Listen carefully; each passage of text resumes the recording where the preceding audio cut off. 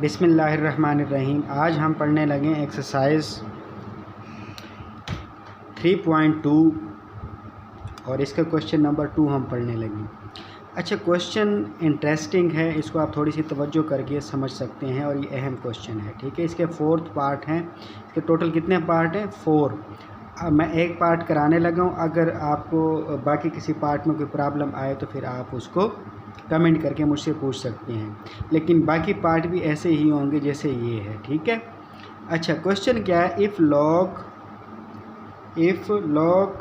31.09 is equal to 1.4926, find value of log 3.109। ठीक है, और साथ में लिखा हुआ है विदाउट यूजिंग टेबल। यानी आपने जो क्वेश्चन नंबर 1 था उसमें तो आप टेबल को यूज़ करके क्या करते थे? मैंटिसा फाइंड कर लेते थे। लेकिन इस क्वेश्चन में आपने मैंटिसा को फाइंड करने के लिए टेबल यूज़ नहीं करना। ठीक है, तो फिर आप सोच रहे होंगे कि हम मैंटिसा कहाँ से फाइंड करेंगे, तो मैं बताने लगा हूँ, तवज्जो करें। अच्छा, हमारा क्वेश्चन क्या है? log 33.109, ये हमने क्या करना है? इसको हमने फाइंड करना है। तो अब आप ज़रा इसको तवज्जो करें। आपको इसमें कैरेक्टरिस्टिक्स कितनी नज़र आ रही है? इसे कैरेक्टरिस्टिक्स है, यानी खासा इसका कितना है? उर्दू मीडियम में खासा कहते हैं, इंग्लिश मीडियम में इसको कैरेक्टरिस्टिक्स कहते हैं। तो उसको फाइंड करने के लिए हम क्या करते हैं? डेसिमल को चेक करते कि डेसिमल का जो साइंटिफिक नोटेशन में डेसिमल को जहाँ पर होना चाहिए, यानी पहले नॉन ज़ीरो, साइंटिफिक में क्या होता है कि डेसिमल को होना चाहिए पहले नॉन ज़ीरो डिजिट के बाद। अगर डेसिमल अपनी इस जगह से किसी दूसरी जगह पर हो, जैसे कि स्टेटमेंट में क्या है? 31 है, तो आप वहाँ पर देखें डेसिमल क्या है? अपनी जो उसकी जगह है वो आनी थी 3 के बाद, यानी पहला नॉन ज़ीरो डिजिट क्या है? वो तो 3 है। तो डेसिमल को होना चाहिए था इस 3 के बाद, लेकिन वो क्या है? 3 के बाद नहीं है बल्कि 1 के बाद है। तो अगर हम इसको अपनी जगह पर लेकर आएँ तो हमें कितने स्टेप चलना पड़ेगा? हमें एक स्टेप चलना पड़ेगा। कितने स्टेप चलना पड़ेगा? यानी अगर हम इसको लिखना नहीं है आपने उठा के, जस्ट इसको इमेजिन करें कि अगर आप इसको अपनी जगह पर डेसिमल को अगर आप साइंटिफिक नोटेशन वाली जगह पर लेकर आना चाहे तो आपको कितने स्टेप जाना पड़ेगा? एक स्टेप जाना पड़ेगा। तो इसका मतलब ये हुआ कि इस केस में आपका कैरेक्टरिस्टिक्स कितना है? 1 है। ठीक हो गई? क्लियर हो गई बात? उसने दी हुई भी क्या है? 1 ही है। जो पॉइंट से पहले होती है, जो डेसिमल से पहले, आंसर में जो डेसिमल से पहले जो नंबर होते हैं उसको क्या कहते हैं? कैरेक्टरिस्टिक्स कहते हैं। लेकिन हमारे क्वेश्चन में क्या है? डेसिमल जो है वो अपनी उसी जगह पर मौजूद है जहाँ पर इसको होना चाहिए, यानी हमें कोई स्टेप आगे पीछे जाने की ज़रूरत नहीं है। तो इसका मतलब ये हुआ, जब हम कोई भी स्टेप आगे पीछे नहीं जा रहे तो इसका मतलब ये है कि इसका कैरेक्टरिस्टिक्स क्या है? खासा क्या है? वो 0 है, यानी हम कोई स्टेप डेसिमल को आगे या पीछे नहीं कर चुके। अच्छा, अब मैंटिसा को चेक करने के लिए हम क्या करते हैं? अगर हमें वो बाउंड ना करता, टेबल हम यूज़ करते हो, तो हम 31 के 0 में देखते हैं और फिर हम डिफरेंस वाले टेबल में कॉलम में जाते हैं, वहाँ पर हम क्या देखते हैं? 9 का डिफरेंस देखते, दोनों को ऐड कर लेते हैं। लेकिन हमें चूँकि इस क्वेश्चन में बाउंड कर दिया गया कि विदाउट यूजिंग टेबल, यानी टेबल को हमने यूज़ नहीं करना। लेकिन एक चीज़ और है कि हमें उसने एक क्वेश्चन दिया हुआ, उस क्वेश्चन को अपने क्वेश्चन के साथ कंपेयर करें। वो अगर आप डेसिमल को थोड़ी देर के लिए इग्नोर कर दे तो वो भी है 3109, और आपका गिवन क्वेश्चन भी क्या है? 3109। फ़र्क सिर्फ डेसिमल की प्लेस का है कि वहाँ पर 2 डिजिट्स के बाद है और यहाँ पर 1 डिजिट के बाद डेसिमल है।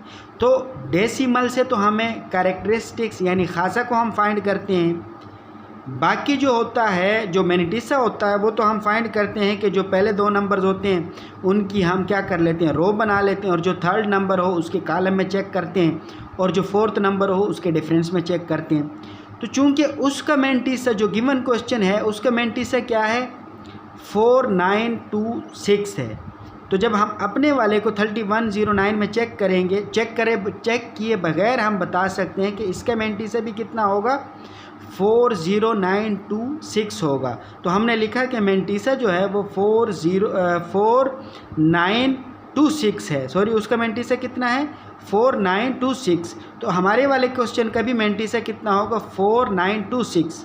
साथ में हम ब्रैकेट में लिख देंगे, यहाँ पर ये ना भी लिखे तो इसकी ज़रूरत नहीं है, लेकिन हम लिख सकते हैं कि गिवन इन द स्टेटमेंट, यानी ये जो हमने मैंटिसा लिखा ये हमने टेबल में से चेक नहीं किया, बल्कि आपने जो स्टेटमेंट लिखवाई थी उस स्टेटमेंट में ये मैंटिसा आपने दिया था। तो हमने कहा कि भाई गिवन इन द स्टेटमेंट, यानी हमने टेबल में से चेक नहीं किया बल्कि हमने आपके स्टेटमेंट में से चेक किया। ठीक हो गया। तो फिर जब मैंटिसा ये हुआ, कैरेक्टरिस्टिक्स ये है, तो log 3.109 का आंसर क्या होगा, पहले हम लिखते होते हैं कैरेक्टरिस्टिक्स, फिर पॉइंट लगाते हैं और फिर मैंटिसा लिखते हैं, तो ये हमारा आंसर हुआ। ठीक हो गई बात। अच्छा, अब इसके बाद हम चलते हैं क्वेश्चन नंबर 3 की तरफ। अब क्वेश्चन नंबर 3 क्या है, find number whose common log is 3.5621।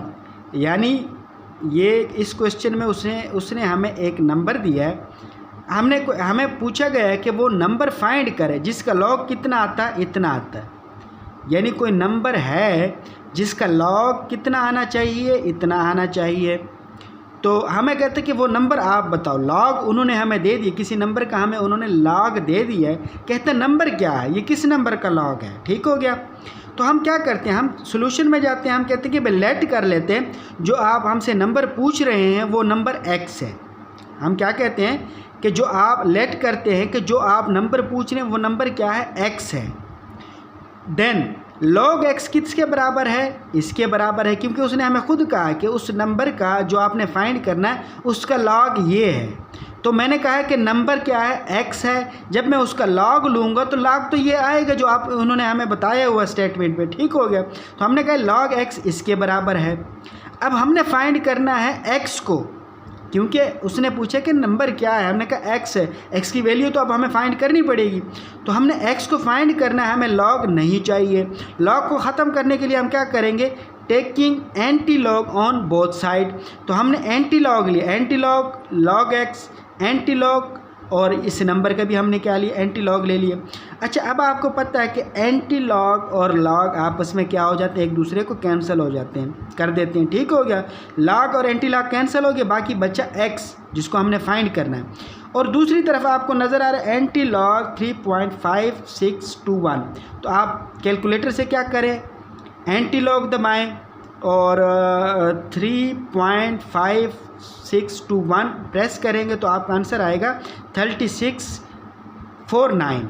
तो आप लिखेंगे कि सो रिक्वायर्ड नंबर इज़ 36 और 49। ठीक हो गया। अच्छा, ये जो एंटी लॉग है ये बच्चों को कैलकुलेटर पर नज़र नहीं आता, एंटी लॉग डायरेक्ट लिखा हुआ नहीं होता, एंटी लॉग डायरेक्ट लिखा हुआ नहीं होता, बल्कि लॉग लिखा हुआ होता है।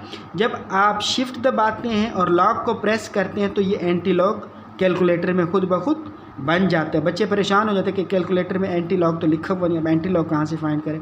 तो एंटी लॉग फाइंड करने के लिए आप क्या करें, शिफ्ट दबाएंगे, जो कैलकुलेटर पे आपका की है शिफ्ट को प्रेस करें, उसके बाद लॉग को प्रेस करेंगे। तो इसका मतलब ये है कि आपका एंटी लॉग आपने प्रेस कर लिए, फिर उसके बाद आप 3.5621 को प्रेस कर देंगे और आपका आंसर 3649 आ जाएगा। यही आपका रिक्वायर्ड नंबर है। ये अहम क्वेश्चन है, ये लॉन्ग क्वेश्चन में भी आता होता है, आप इसको अच्छी तरीके से कर लें। इसका एक पार्ट और जो है वो आप खुद से करें, अगर आपको समझ ना आए तो फिर आप कमेंट करें, मैं करवा दूंगा।